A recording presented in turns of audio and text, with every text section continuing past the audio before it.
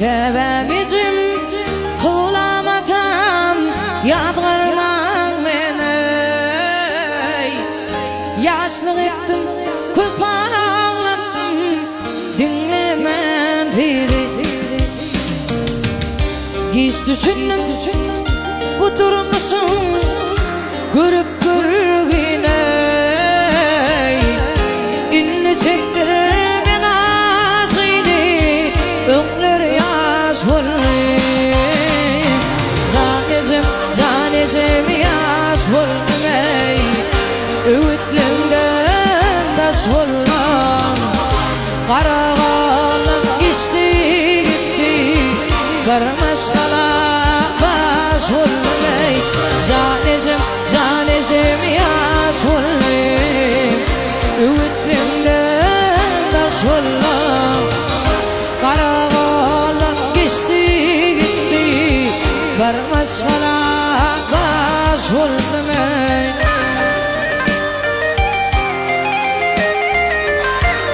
Biz şu mahal pencereni açtın mı? Gece yolunu yıllar öz bağrından önünüm. Ya şu mahal men yadına düştüm mü? Senin bir vat anjıttım mı dönünüm? Belki akşam girendirin düşümü, ağlımda durandır perişan halim. Ennime göre geçip karşıma, gece işkin sorandır nakvalım.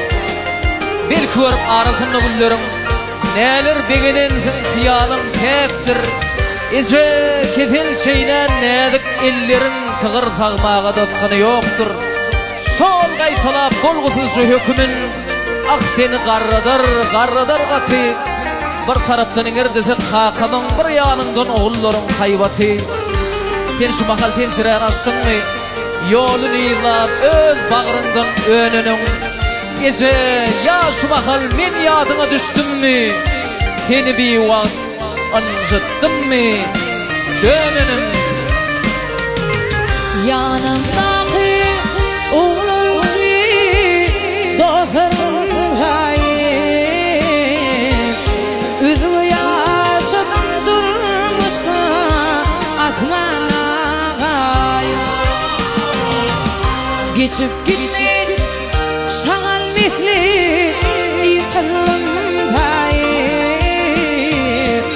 Zıntanadan doğdurmi ömür yaş bulmayı. Canecem yaş bulmayı, öğütlünden taş bulmam. Karavanım geçti gitti, varmaz kala baş bulmayı. Canecem yaş bulmayı, öğütlünden taş bulmam. Karavanım geçti gitti, varmaz kala baş bulmayı.